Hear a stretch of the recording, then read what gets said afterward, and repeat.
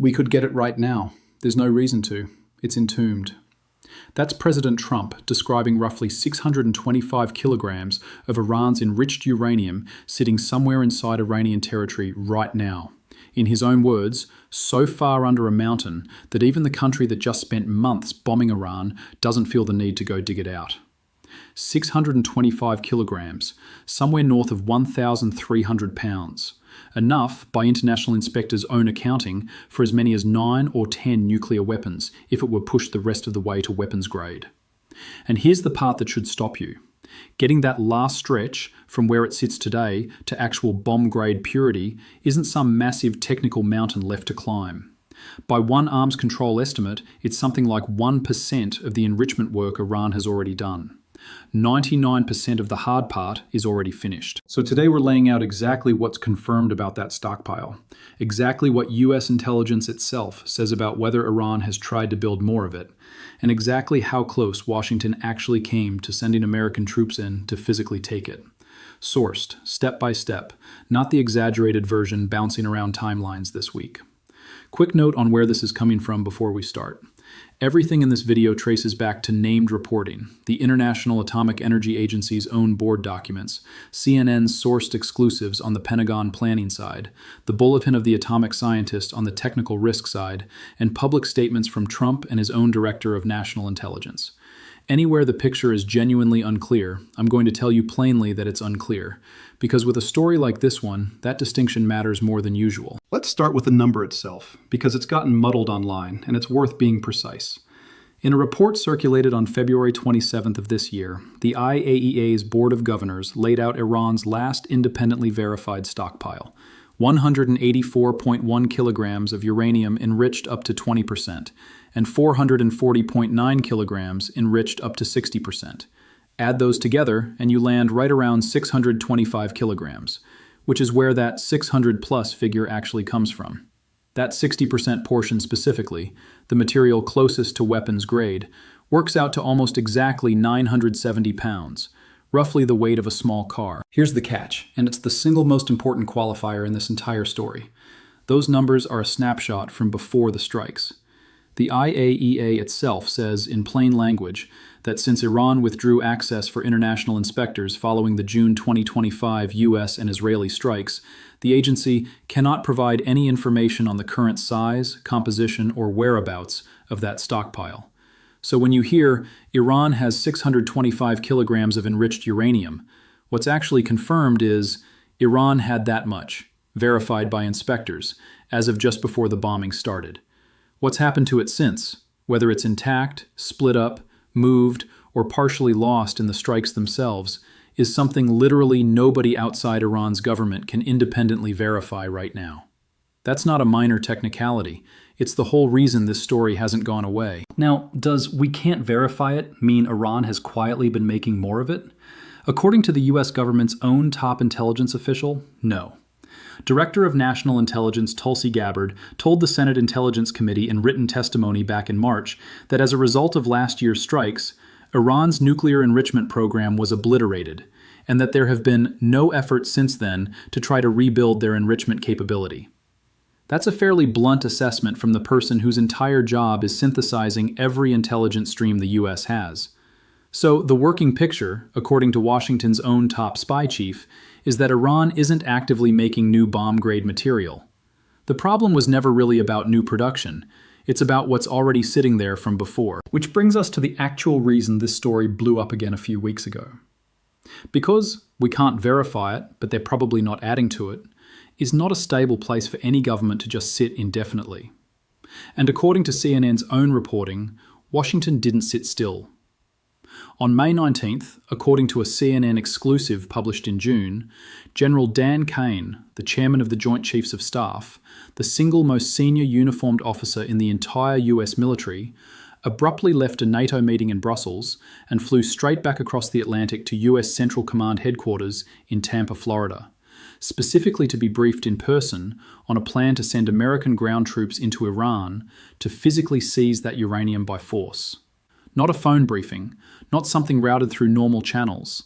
A rushed, in-person trip by the most senior general in the country, which tells you how seriously this was being weighed at the very top. The Washington Post reported separately in April that the plan itself had actually come at Trump's own request, and that it went further than most people probably picture, flying in excavation equipment and reportedly even building a temporary runway so cargo planes could land and physically fly the material out. CNN's earlier reporting from March added the operational reality behind that plan. The stockpile is believed to be spread across multiple sites, Isfahan, Natanz, and Fordow, buried deep inside tunnels, which meant actually recovering it would require a real ground force, not a small, quiet special operations team slipping in and out. And here's why that's such a dangerous mission on paper, separate from anything political. According to CNN sourcing, the biggest risk to American troops wouldn't necessarily be Iranian soldiers directly defending the site. It would be booby-trapped tunnels and shoulder-fired or surface-to-air missile positions protecting the approach. Nuclear experts quoted in that same reporting were skeptical the U.S. could even reliably locate and verify all of the material, let alone safely remove it under combat conditions. And then, according to a second CNN exclusive from June, Iran made that already difficult mission considerably harder on purpose. Citing 5 sources familiar with U.S. intelligence, CNN reported that in the weeks leading up to that story, Iran deliberately collapsed tunnels and planted explosive mines at the entrances to its uranium storage sites, specifically to block exactly the kind of operation the Pentagon had just been briefed on. Most of the material, according to that reporting, is believed to sit in those collapsed tunnels at the Isfahan complex, with additional amounts held elsewhere. The reporting was direct about what that means in practice. Reaching the stockpile is now far more difficult, dangerous, and time-consuming than it was even a month earlier. Quick pause here. Drop a comment with 625 if you already knew the actual combined stockpile figure before this video, or no idea if this is the first time you're hearing the real number instead of a rounded-off headline version. I'm genuinely curious how far the accurate figure has actually traveled versus the vaguer version everyone repeats. I want to flag something about geography here too, because it's easy to blur 2 different places into one. When you hear officials talk about uranium being buried under a mountain, that phrase most naturally evokes Fordow, the enrichment facility that was famously carved directly into a mountainside and became the target of last year's biggest bunker buster strikes. But the actual material, the finished enriched stockpile itself, is believed by analysts at the Bulletin of the Atomic Scientists to have been moved to Isfahan before those June strikes even happened, based on their review of available evidence. So Fordow is the site people picture when they hear mountain, but Isfahan is where the material itself is actually believed to be sitting today, now sealed behind Iran's own deliberately collapsed tunnels. That's a distinction worth getting right if you actually want to understand this story, instead of just repeating the dramatic shorthand. So why, with all of that planning already done, all those units briefed, did it not happen?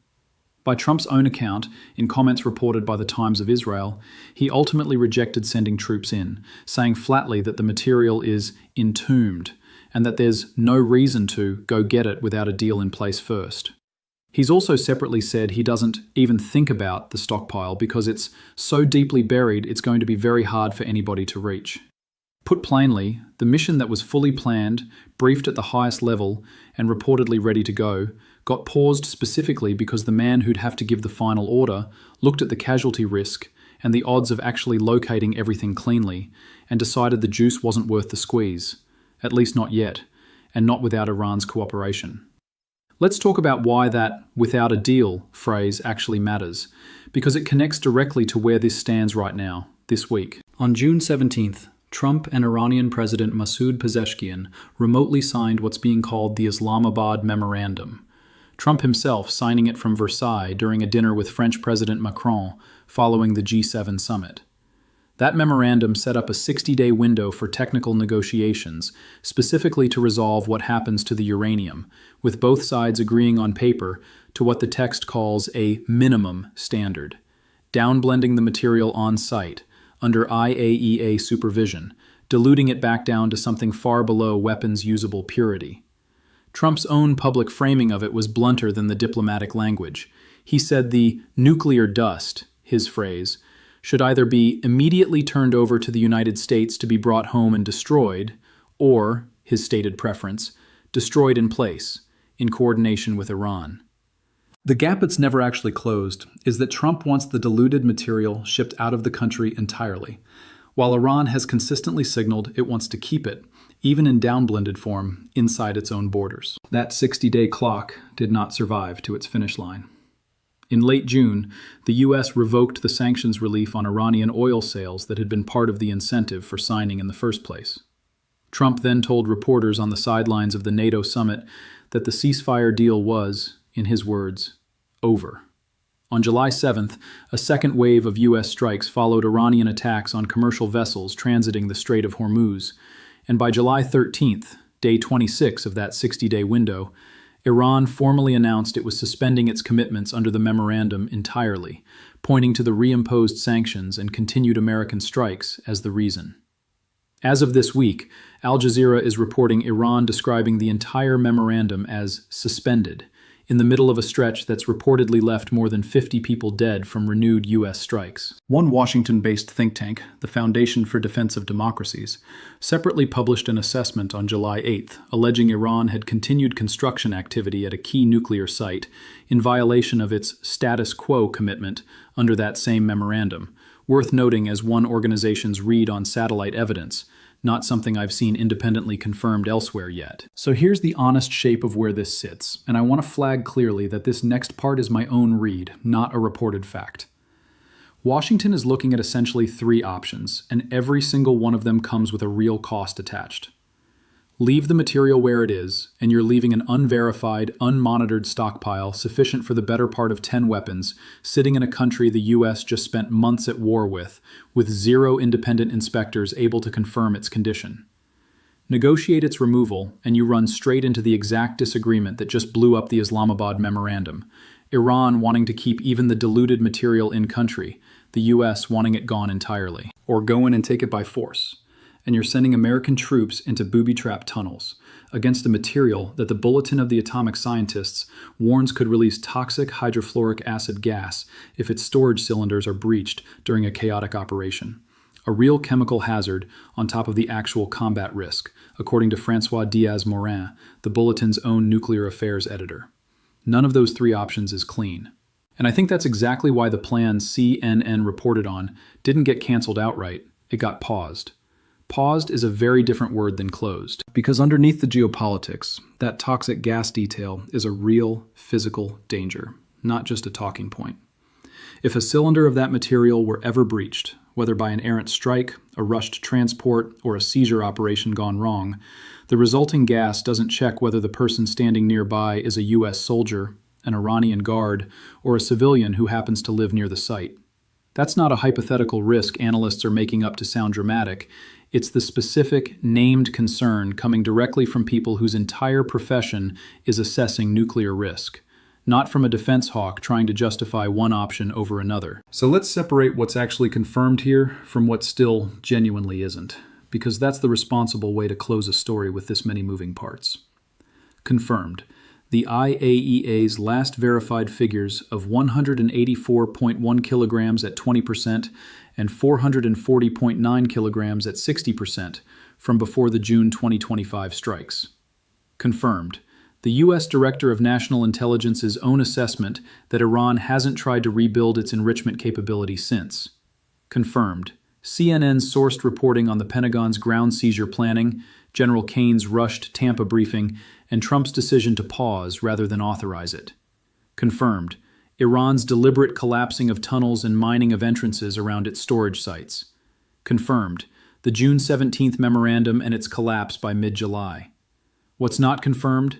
The uranium's exact current location, quantity, or physical condition, since no independent inspector has laid eyes on it since Iran shut them out. Also not fully confirmed, whether Iran's suspension of the memorandum is total and permanent, or a pressure tactic that could reverse if the sanctions and strikes ease off. Treat anyone stating either of those with total certainty as speaking past what's actually been reported. And it's worth being honest about one more thing before we wrap up. The title of this video calls it hunting, and I want to be precise about what that word actually covers, because a title like that can easily oversell what's really happening. What's confirmed isn't an active, ongoing manhunt-style operation happening right now. It's a fully developed, high-level briefed plan that got paused rather than executed, sitting alongside real diplomatic language that briefly tried to solve the same problem without a single American soldier involved, and just collapsed. Hunting captures the intent and the planning. It doesn't mean boots are currently on the ground going tunnel to tunnel. That distinction matters, and I'd rather you walk away from this with the accurate version than the more dramatic one. Here's the bottom line. Somewhere inside Iran, sealed behind deliberately collapsed tunnels and planted mines, sits a stockpile that was last independently verified at just over 600 kilograms of enriched uranium, material one arms control analysis says is roughly 1% of enrichment work away from weapons grade on its most concentrated portion. The U.S. government's own top intelligence official says Iran hasn't tried to make more of it. The U.S. military built a real, detailed plan to go in and physically take it, briefed at the highest level of the Pentagon, and then paused rather than executed it, specifically because the president weighing that decision looked at the casualty math and decided against it, at least for now. And the diplomatic path that was supposed to resolve this without anyone going in at all just collapsed this month. Less than halfway through the 60 days both governments agreed to give it. Whichever direction this breaks next, a revived ground option, a rebuilt negotiating track, or just an indefinite standoff with the world's nuclear watchdog locked out and unable to say for certain what's actually down there, it's going to tell you a lot about how the rest of this war actually ends. If sourced breakdowns like this one, the kind that actually separate a CNN exclusive from a Truth Social post, are useful to you, go ahead and subscribe and turn on notifications, because this specific thread, what happens to that stockpile, is nowhere near resolved, and I'll be tracking it the moment anything new gets independently confirmed. Drop a comment and tell me which of those three paths you think actually happens first: a revived seizure attempt, a rebuilt diplomatic deal, or years of exactly this same unresolved standoff. And if this is the first video of mine you've watched on this war, share it with anyone you know who's still working off the rounded-off, vaguer version of this story instead of the actual numbers behind it. I'll see you in the next one.